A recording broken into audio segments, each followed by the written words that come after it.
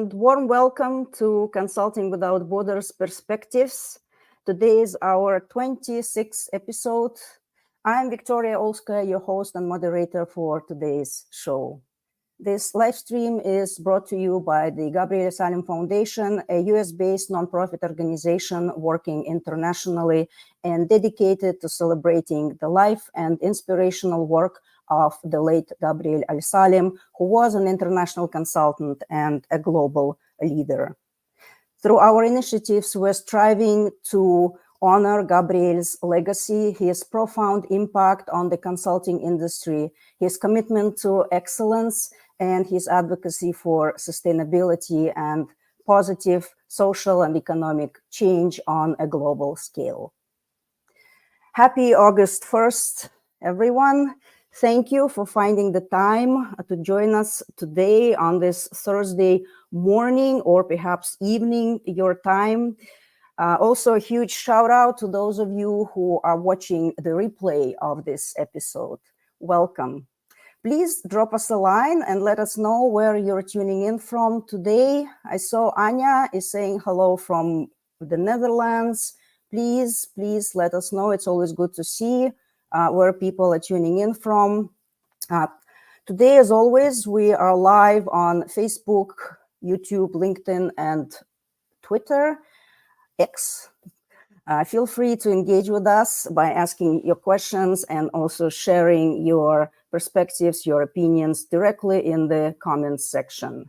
And also, if you're enjoying what you're seeing, please don't forget to hit the like button. That means a lot to us, and that also helps spread the word about this live stream a little bit further. Again, thank you for tuning in today.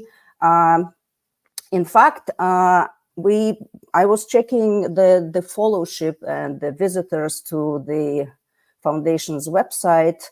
Hi, Lisa. Thank you. Lisa is tuning in from Oregon. Welcome.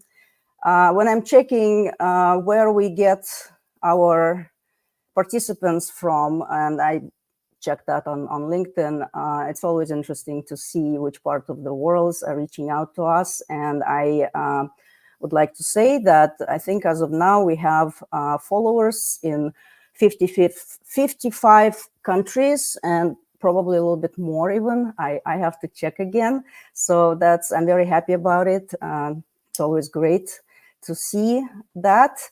But I have to say that this number, 55, cannot compete that much with the number of countries where our guest speaker today has worked in. His number is 75 and keeps growing. So without much further ado, I would like to welcome here my very good old friend, former colleague, expert in development consulting, Christopher Bender.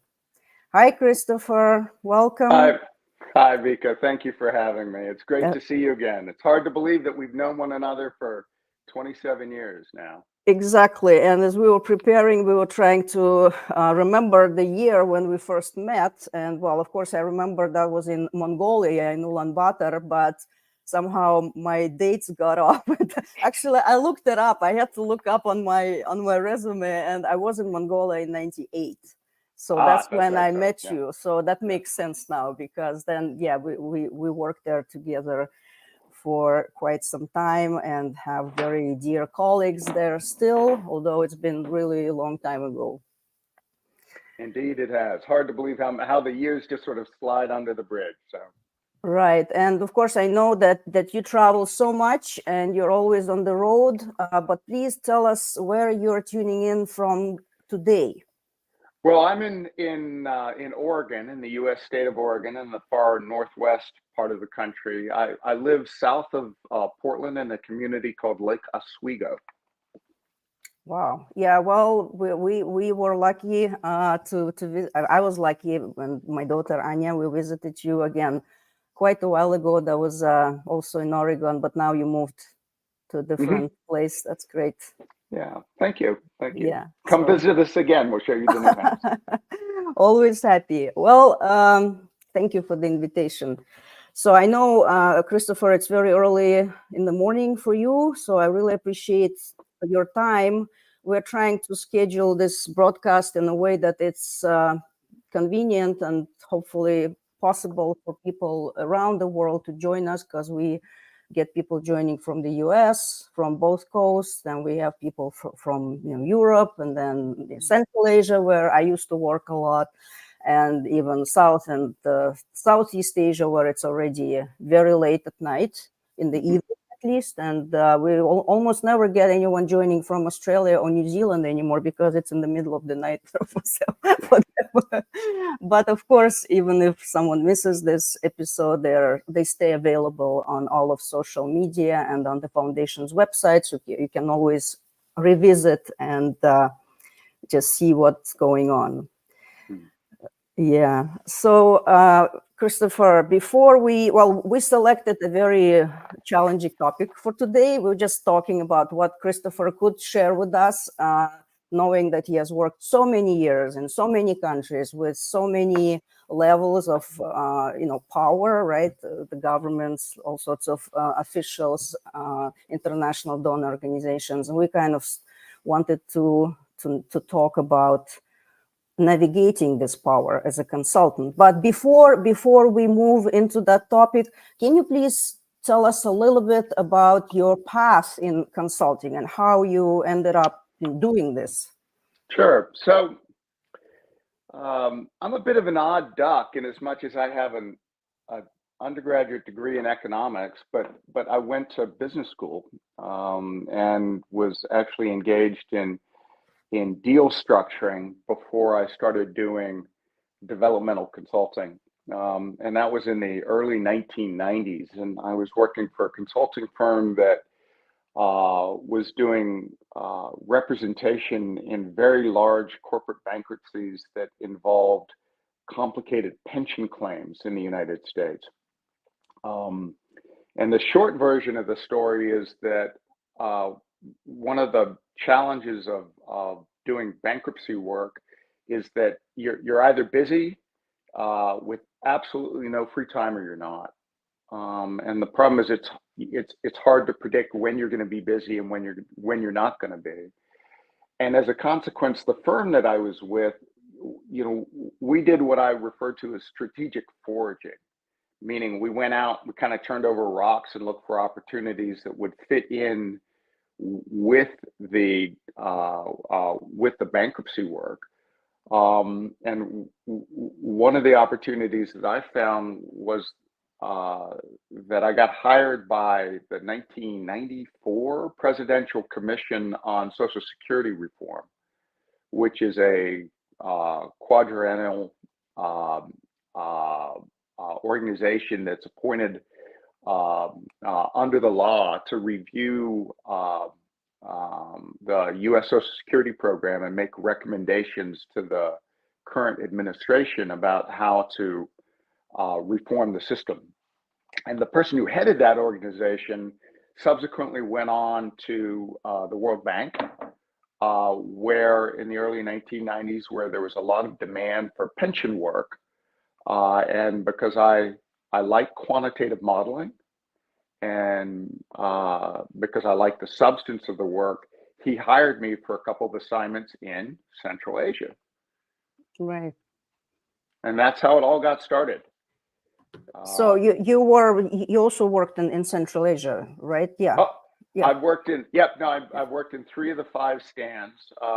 Most of the work that I did in Central Asia was in the 1990s, but I've been back at various points since. But the bulk of the work was sort of circa 1993 to 1998, 99.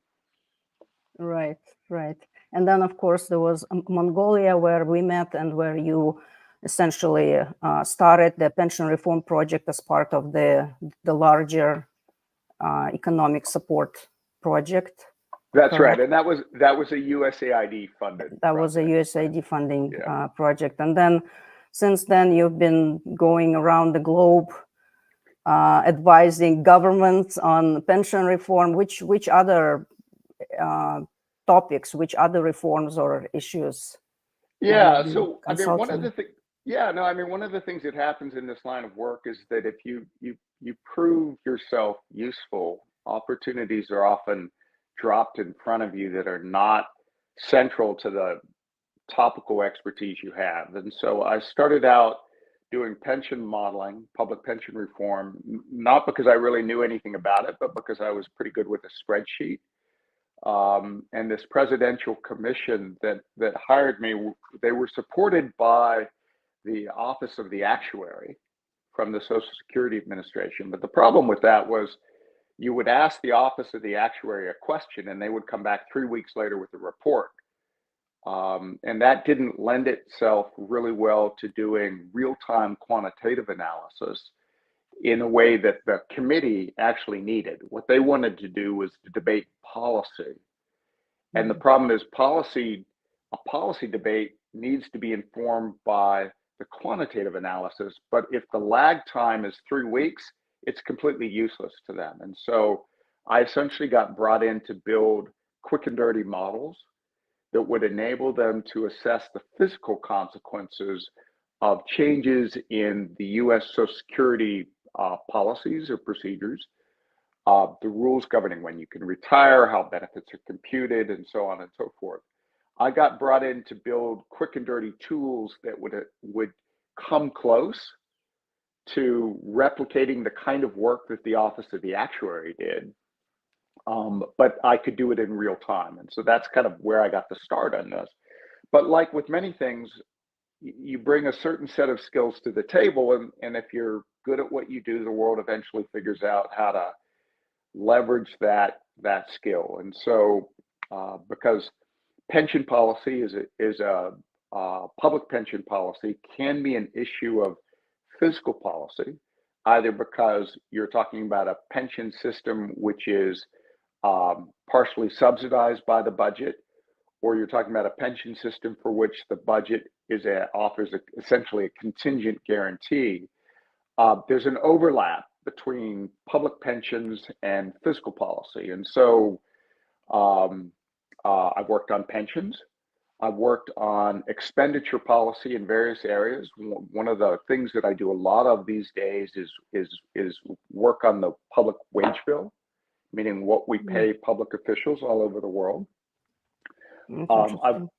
I've worked on the investment of large public investment portfolios, primarily in countries that don't have access to established capital markets or their capital restrictions relating to investment abroad. I have also worked on some deal structuring where a government is offering some sort of credit backstop or credit guarantee. I've worked on the regulation of non-bank financial institutions, and I've worked on the development of enabling conditions to try and promote the development of private pension markets. So it's a whole bunch of different stuff, but it vaguely involves kind of the intersection between public policy issues and finance in some manner, shape, or form. Very impressive. Thank you so much for sharing. Well, we probably don't have the time, of course, to go into all the details of this great work that you're doing. This is very impressive, very technical. But we just let's as we were thinking about what to bring to the consultants and the business people who are watching us, what kind of topic we decided to talk about the navigating the power, the government, and talking to the government decision makers. And and you said it's a fun topic, so I'm sure you have a lot of real life examples of interesting stories to share. But my question is, can you actually navigate power as a consultant? Is it possible? I mean, it's absolutely possible, but you have to understand your role in this bigger process, right? And I think I'd like to take a step back by kind of addressing the unasked question, which is, why do we bother even doing this work? And I want to start. I want to start with that because navigating power is very much framed by the duties that should drive why we're in this line of work, right? So, I mean, I got into this work because, I would be impossibly busy for several weeks at a time, and then I would have no work whatsoever for a couple of weeks. And the firm that I was with was looking to try and uh, keep all of us billable in between this time where we were running it up as fast as we could to keep up. And what I discovered was there was lots of compelling reasons for me to stay in the work. One was I really like the travel, and I find the opportunity to visit a place that many people, particularly Americans, because we live in such a big country and we don't travel as often.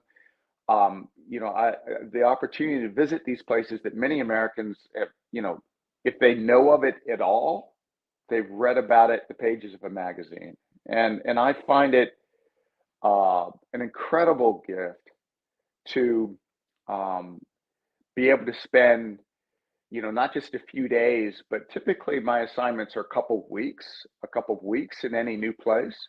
And I get to work with counterparts closely, and I really enjoy that. For me, that's been one of the great sources of richness that this work has brought into my world. So that's a compelling reason.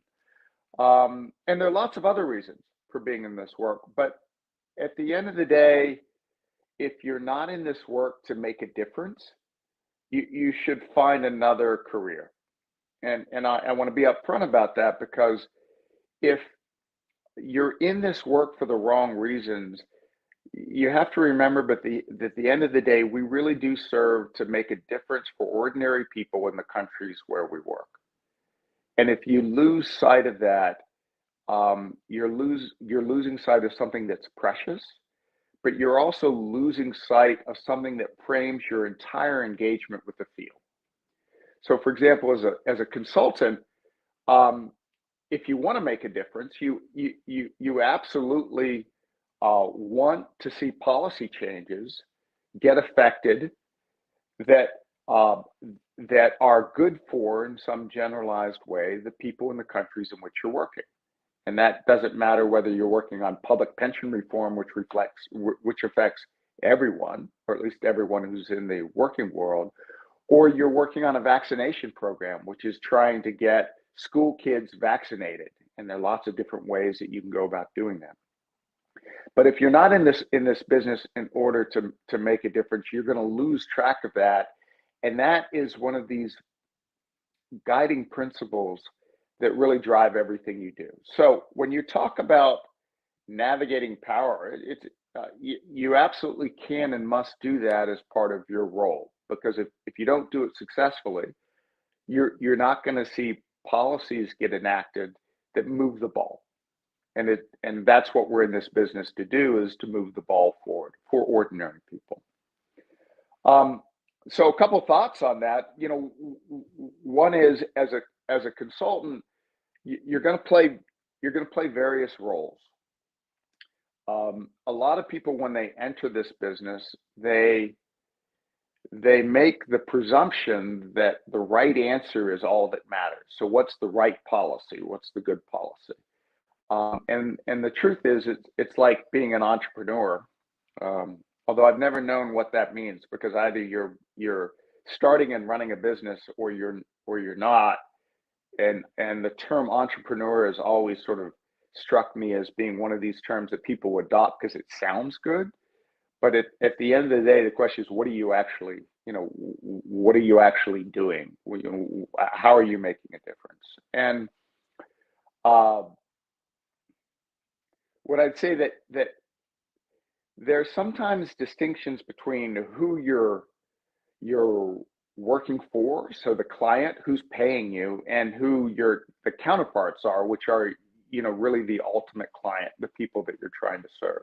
And I would go a step further than that and say that that it's really the people of the countries in which you're working that you're serving. The problem, though, is that they don't all have the same agenda. They don't all have the same needs from you. Um, and part of the challenge is figuring out how to sort of thread that needle in the way that you serve the people of the country in which you're working. You make your counterparts happy while at the same time making your client happy. And your client is oftentimes either a multilateral development institution or it's a bilateral donor of some form. And that sets up inherent tensions. So let me give you an example of that. And I'm going to pick on the World Bank here, which has been a long-standing client of mine for 30 plus years. But I'm going to pick on them because in the 1990s, they published a book called Averting the Old Age Crisis. And this was it was a well-researched, wonderful book that was misinterpreted by much of the world and misapplied by many of the institutions that got caught up in pension reform in the 1990s. And I say that because if you read the text of the book, it's very clear about its recommendations. And so it essentially outlines a paradigm for a multi-pillar pension system with this idea that you've got a small pay-as-you-go public pension system. It's financed by contributions from current workers used to pay benefits to current retirees. And it's relatively small, and its purpose is to keep people out of poverty in their old age when they're unable to work. But then Averting the Old Age Crisis also recommended that for countries that have met the right preconditions, that they also adopt a mandatory funded defined contribution pillar to their pension scheme. And that finally they augment that pension system with voluntary retirement savings arrangements that are oftentimes supported by tax incentives. And if you read the text of Averting the Old Age Crisis, what does it say? It says, we think in the long run that that's the right paradigm for countries when they've met all the essential preconditions. In the 1990s, however, what happened was, and all of this, by the way, came about after the experience of Latin America, particularly Chile and Argentina, which had adopted these multi-pillar pension systems in the 1980s. Now, all that sounds good, except for the fact that this was also a time when the capital markets were maturing, and for the first time in history, countries with relatively low credit ratings were able to access the private capital markets. So instead of going to the World Bank and asking for a loan, they got approached by Goldman Sachs or one of the investment banks and said, look, we can do a bond issue for you. And countries really like that. And they like that because the developmental institutions oftentimes do contingent lending. So they hang as an expectation policy changes on loans. And if those policy changes are not enacted, the loans don't get dispersed. So this is called contingent lending. And this is a real common mechanism for trying to affect policy changes in countries when you're a multilateral development agency that is lending money. And the problem, though, is that policymakers would rather have the same money at relatively the same price without any of the contingencies imposed upon that money that are imposed upon it by the organizations like the World Bank. So here's the problem. In the 1990s, all these countries were now going to the private capital markets, and the World Bank was not able to lend enough money. And a lot of the development institutions, like the World Bank, they basically economically work by borrowing at a very high credit rating because they have capital guarantees from their member countries. So they borrow at a very low interest rate, and then they turn around and they lend that money to their client countries at a markup, and they make money on the spread. And they use that spread then to finance various technical assistance activities. They use that money for debt forgiveness. They use that money for operational costs. They use that money for lots of things. But the point is that they're not making a spread on a big enough portfolio. The whole operational mechanism of the institution starts to unravel. And that was the problem the World Bank was facing in the 1990s. So in pension reform,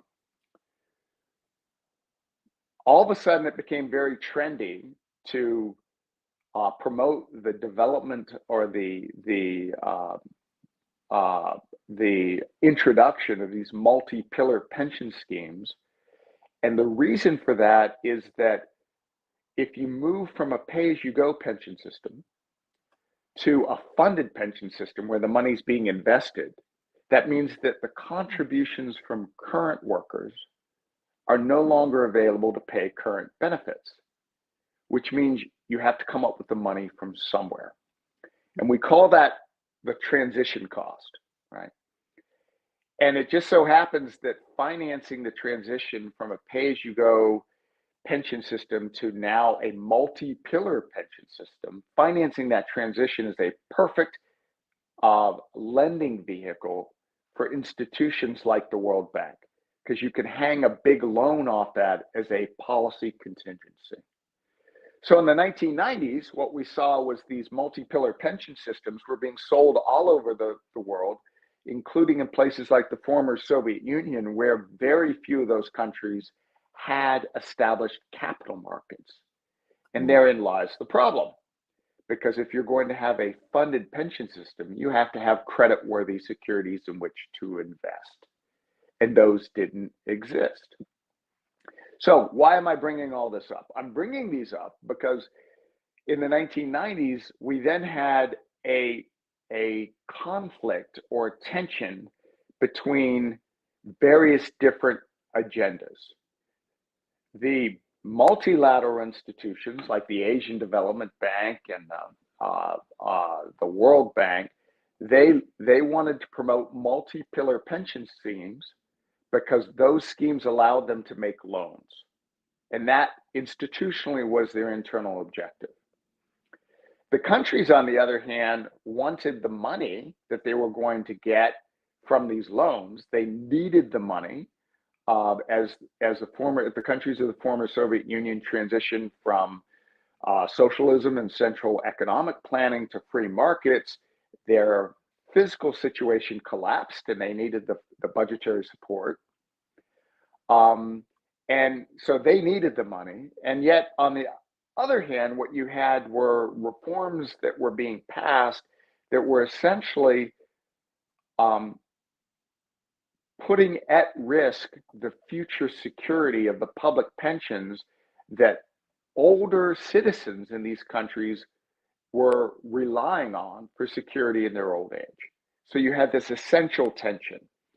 And as a consultant, my job, at least as I defined it, and I think it's important to be honest about that, my job was to try and thread the needle to find policy solutions which, if they didn't satisfy everyone, at least didn't disappoint anyone enough that they either didn't go anywhere as a reform, and from a personal perspective, didn't result in my being blacklisted and not being hired again.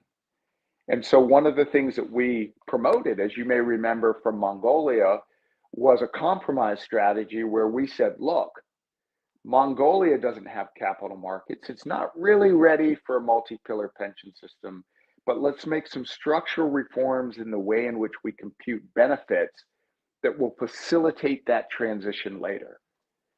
And in doing so, what did we do? Well, we didn't give the multilateral institutions an immediate opportunity to lend money to finance a transition from a pay-as-you-go pension system to a multi-pillar pension system. But what we did do is we laid the groundwork for them to do that in the future, which made them happy enough. At the same time, we gave policymakers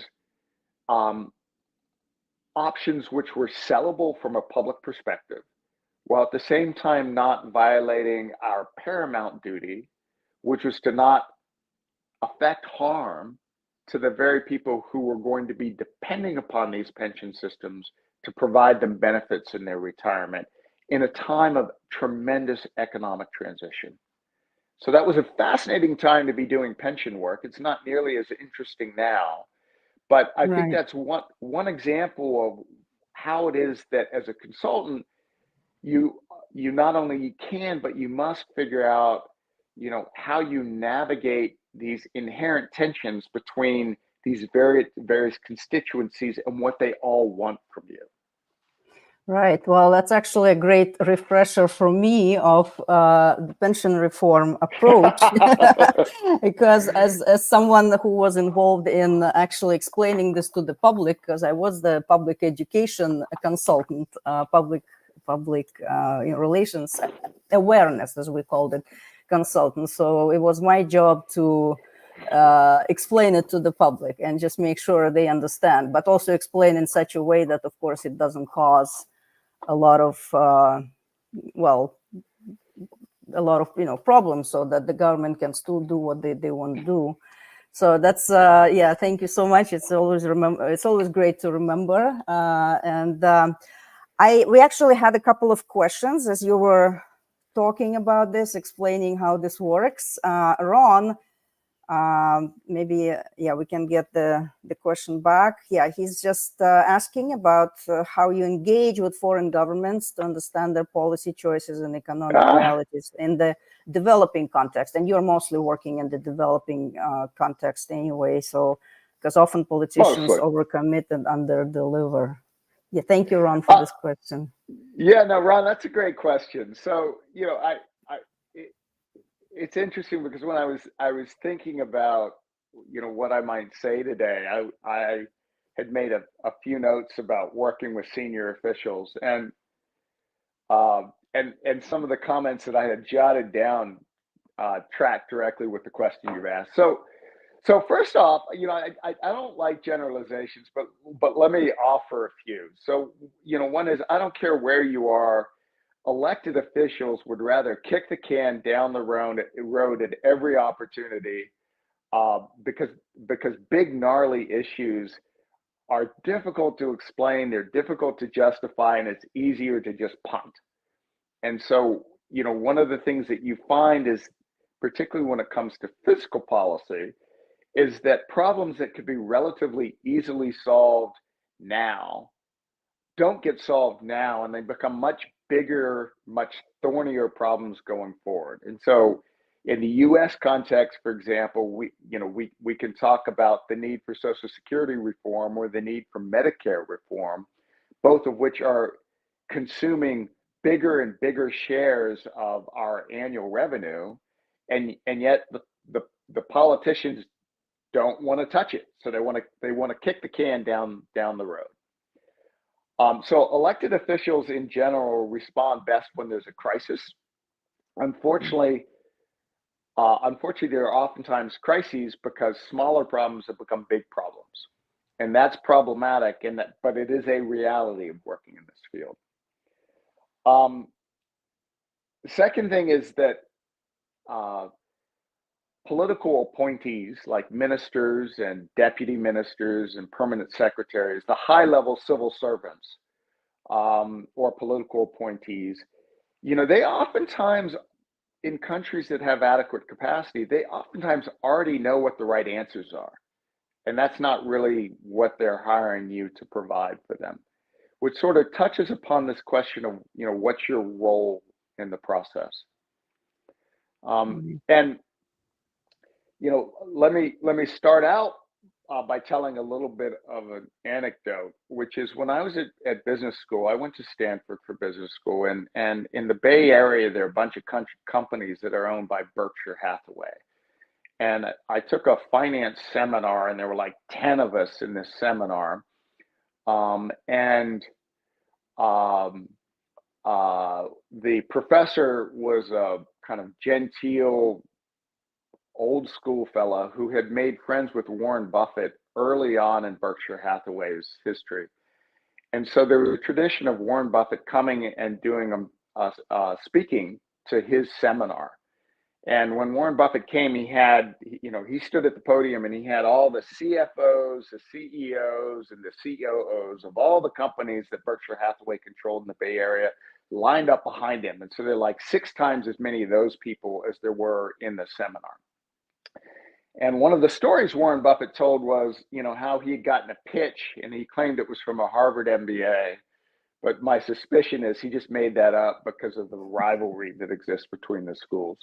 But he said he got this pitch to Berkshire Hathaway from a Harvard MBA who, after showing all this fancy math and these slides and probability distribution, said, and so, sir, our analysis suggests that, your rate of return is going to be 25.75%. And Warren Buffett thanked him for his presentation. And he said, I have just one question. He said, I understand the 0.75. It's the 25 I don't understand. Now, what do I mean by that? Well, what I mean by that is that, one of the things as students that oftentimes happens is that we get all focused on the analysis. We get all focused on the quantitative work. We think that the policy solution, the right policy, is what matters. And we do all this work, and in my case, I do a lot of quantification, all to inform crude directional policy changes. And at the end of the day, for Berkshire Hathaway, whether his rate of return is 25.75 or 18.25% is irrelevant. If it's an attractive rate of return, that's all that matters. The 0.75 is irrelevant. That level of analysis doesn't inform anything. And in fact, that level of quantification really only obscures the really important stuff, which are much more fundamental, which are much more determinative, and which are much cruder and don't lend themselves to that fine degree of quantification. Now, why do I bring this all up? I bring this all up because it's important to understand that the analysis, the right policy, is oftentimes not what you're being hired to provide. Right? So when you're dealing with senior political appointees, or when you're dealing with very senior civil servants, they oftentimes are really smart people who know what the right answer is. So you have to ask yourself the question, how do you add value? What it is that, why is it that they have looked to you to dispense advice on something that they already really know the answer to, right? So one lesson to understand is that as an external consultant, you're oftentimes hired to basically make the case for things which your counterparts already know they need to do, but they're not doing. And the question is why? Well, sometimes it's because they need a fall guy. They need somebody to blame. They need somebody to point to and go, they made us do it. Now, I do an awful lot of work for the IMF. And the IMF gets a terrible name in the press because they're painted as this horrible institution that's making governments cut budgets at a time when they're in economic crisis and people will point to the IMF and go, well, somehow it's an immoral institution. And I have to say, having worked for the IMF for over 20 years now, I've been part of that game for long enough to understand that, in fact, oftentimes when the IMF is painted out as being the bad guy, the bad actor, the one who's making us cut civil service wages, it's because the policymakers interior to the country know that they need to do this, but they need the political cover for it. And so this becomes this collective game where everybody knows that the role that they're playing, and part of the way that you play that role effectively is you actually give your counterparts not just the policies that they know they need to do, but you recommend policies that there's not a snowball's chance in hell that will actually enact. Precisely so, they can then turn around and say, oh, well, we didn't do this, we didn't do that, we didn't do this, but we did adopt this because we have to make some changes that are consistent with the economic program that we have in place with the IMF. So my point to all of this is that, look, elected officials are going to kick the can down the road. That's their nature. But that doesn't mean that they don't have to tackle big issues. And that oftentimes they do tackle those big issues when there's the input of the technocrats, the analytical people who understand the need for things. And in doing that, the way that I had some notes about functioning with efficacy. One of the ways in which you do that is you understand how to advance the agenda of your direct counterparts, the political appointees and the senior civil servants, so that they in turn then can work with the elected officials in order to move the ball down the road.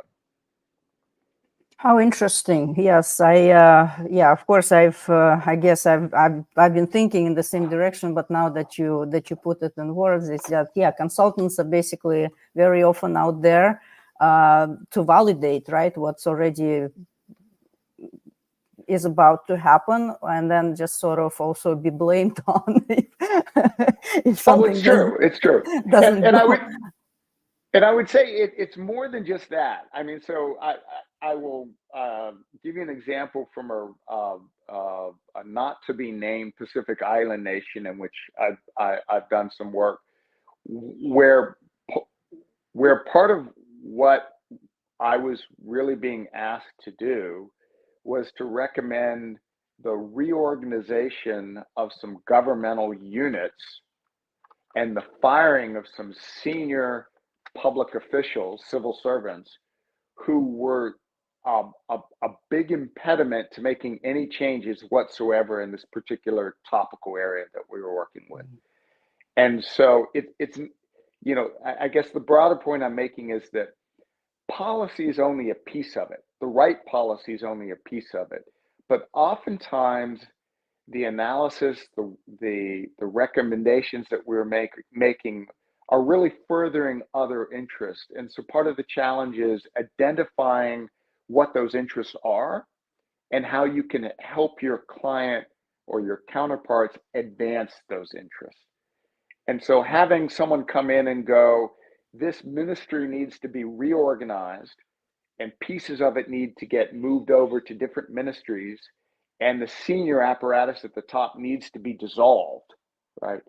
That's really furthering an agenda that's completely removed from the topical analysis of the particular fiscal policy issue that we were being hired to address.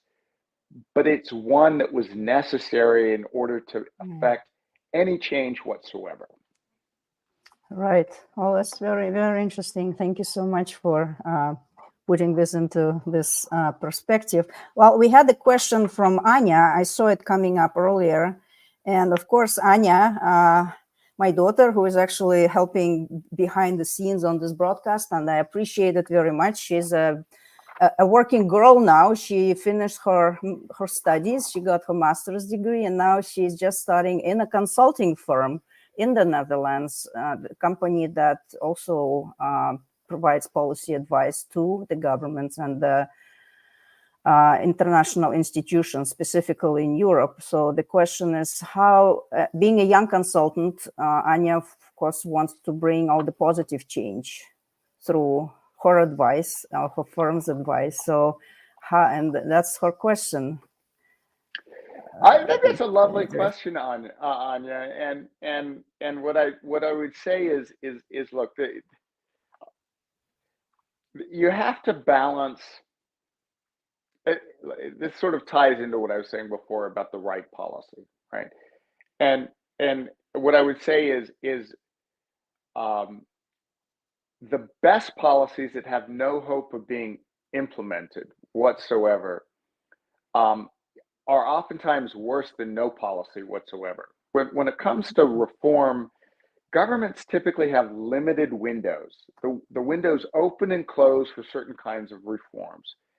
And a lot of that is driven in part by the election cycle. It's a lot driven by culture and what are the hot button issues at any particular time. What do voters care about? The state of the economy, and so on and so forth. But the window for affecting policy changes is often opens and then it closes. Now, in some contexts, it opens and closes, and it does that every 5 to 10 years repeatedly, right? So one of the strange things about the work I've done in pension reform is countries where I thought we'd enacted a reform and we were done, 10 years later, they're reforming again. And you can ask the question why that is, but that's a topic for another time. So when that window of opportunity opens, you have to be bluntly honest with yourself about what's viable and what's not. Now, that's not to say that when I make recommendations, take a fiscal policy issue like the wage bill, right? I mean, the wage bills are people and what you pay them. And if your wage spending is too high, it's going to crowd out other expenditure like building new schools or building new hospitals, building new roads, building wastewater treatment plants. Or if it doesn't crowd out other expenditure, it's going to drive up total expenditure in a way which is going to require the issuance of more debt and can push a country into a debt crisis. So when it comes to the wage bill, oftentimes the policy choices are very simple. You can either reduce the number of people that you're paying, or you can reduce average pay levels, or you can do some combination. It's really simple stuff. The problem is that within the range of things you could do, they're the things that you believe you should do that are not always viable.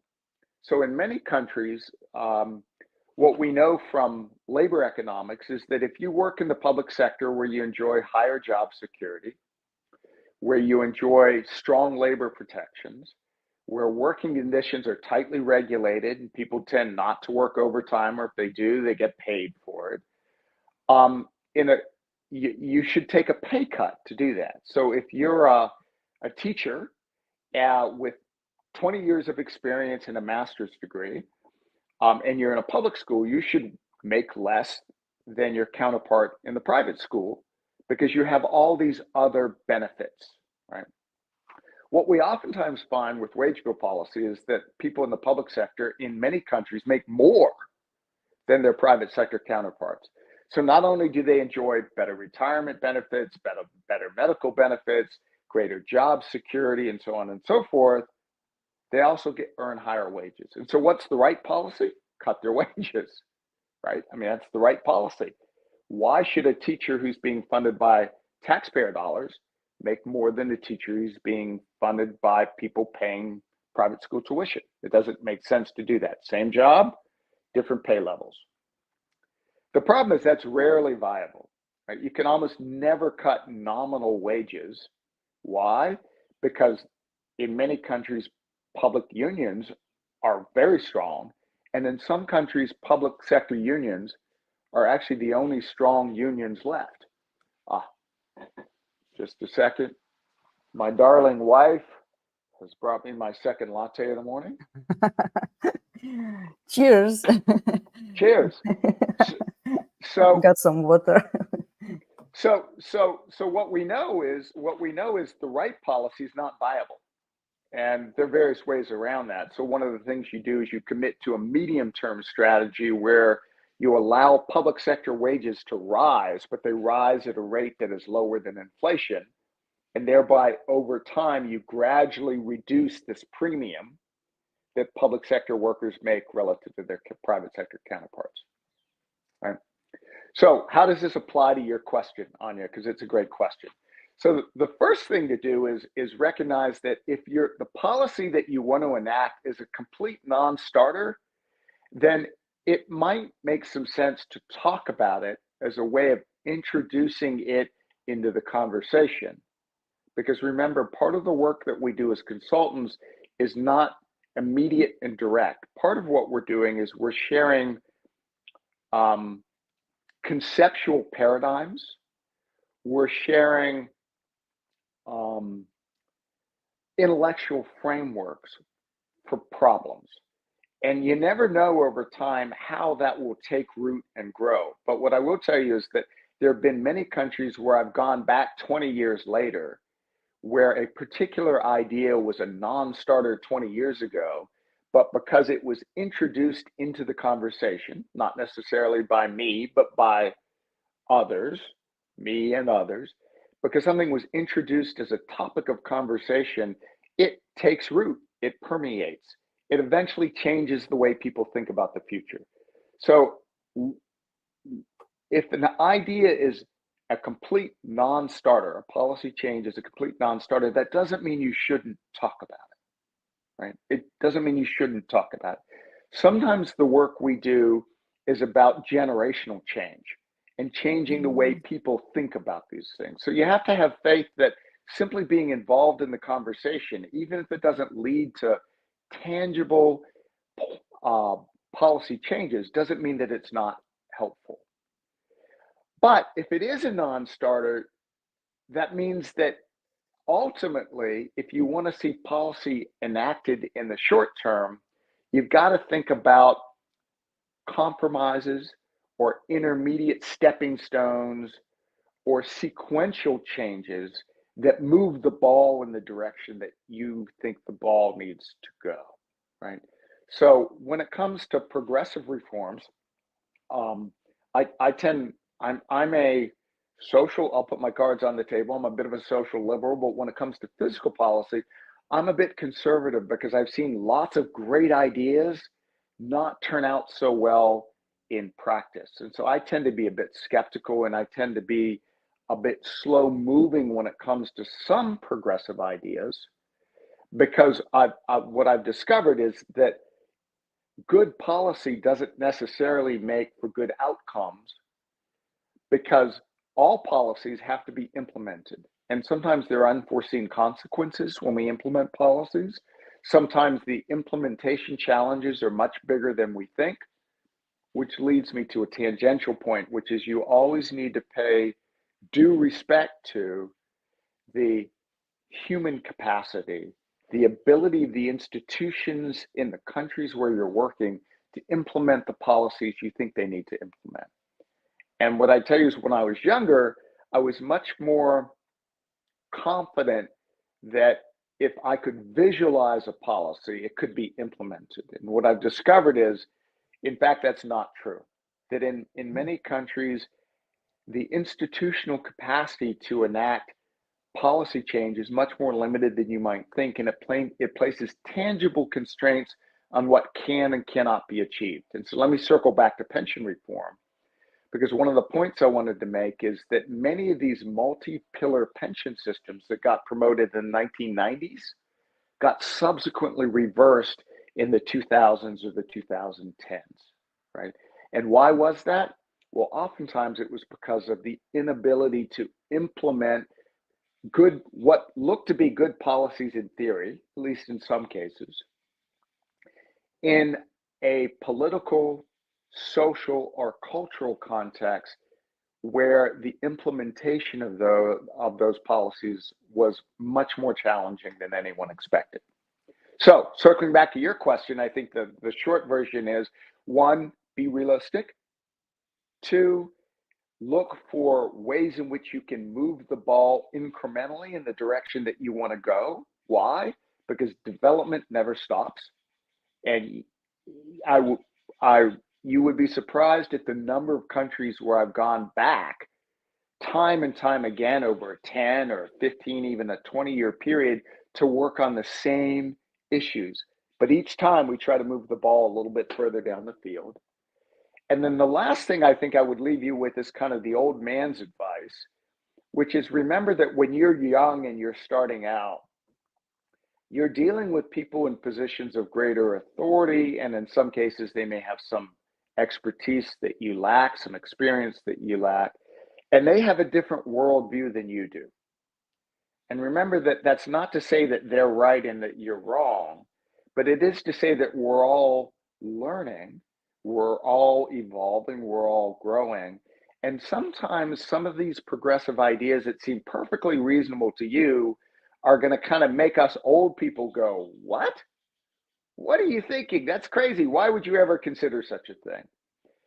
And all I'm saying about that is that remember that we're all being educated, and sometimes you need to bring people along because your view of the world is fresher and newer, but it's also different than my view of the world.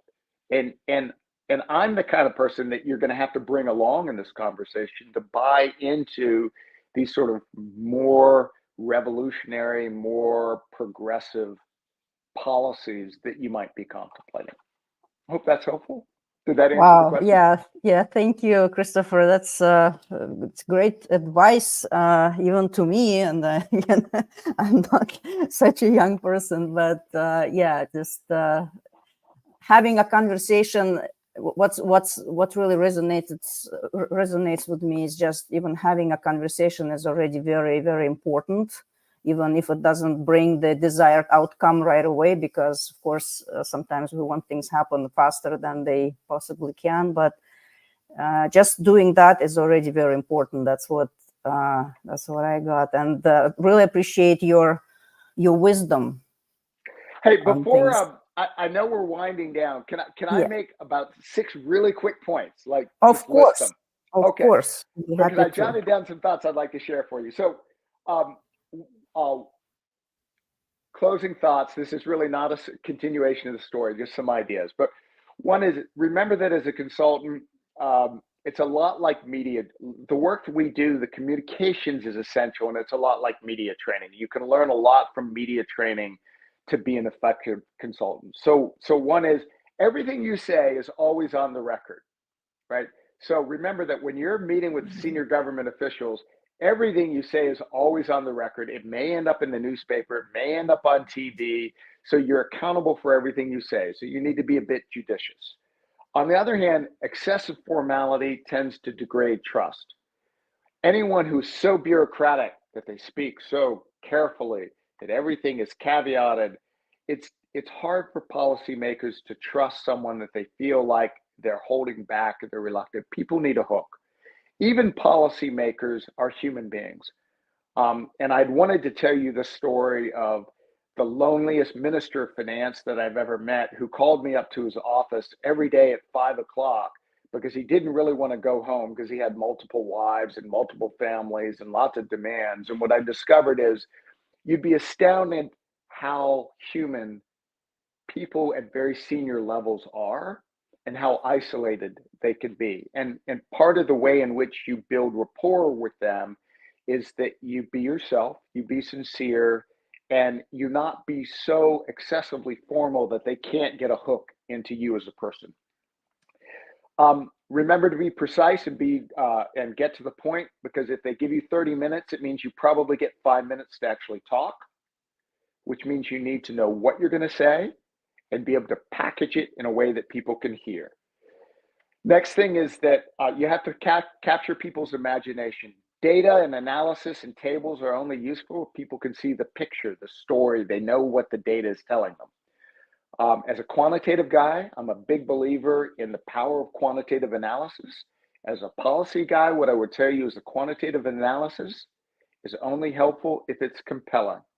And the way you make it compelling is that you tell a story, you draw a picture with it. You're not expected to know everything. Nobody knows everything. Do not bullshit senior people. They will see through it the heartbeat, and you will get no traction from then on. If you don't know something, admit to it. Say what you mean and mean what you say. Less is oftentimes more. So I tend to talk excessively, and I've done that this morning. I apologize for that. It's taken me a lifetime to learn how to package ideas. Sometimes the less you say, the more powerful it is. And the last thing I'd say is, sometimes the truth hurts. And part of our job, if you're going to serve the people in the countries in which you're working, if you're going to serve them adequately, sometimes you have to tell senior people that they're full of shit. You don't say it that way. You have to say it politely and deferentially. But sometimes you need to be blunt and tell them that what they're proposing is a bad idea. And that can be more difficult than you might think. because sometimes there's this nexus of momentum. There's this momentum that develops behind a bad idea, and it's hard to stop it. And sometimes your job is to be that person, which means that bringing some moral courage into your role is essential. All right, that covers all the primary points that I had hoped to make. It's 8:01. I'm happy to stick around, but we have reached the end of our hour. Right, exactly. We're on the end of the hour, and those points that you made at the end, they're really, I feel like just summarizing this and putting it up for any consultant who is working in any context, essentially, whether it's a developing country or any other country. So thank you so much for this, Christopher. This is really, really, really helpful, really insightful, and I'm so glad that we were able to do this episode. I'm sure it will be very useful for whoever watched us already or will watch the replay of this episode. So thank you for your time. I really appreciate it.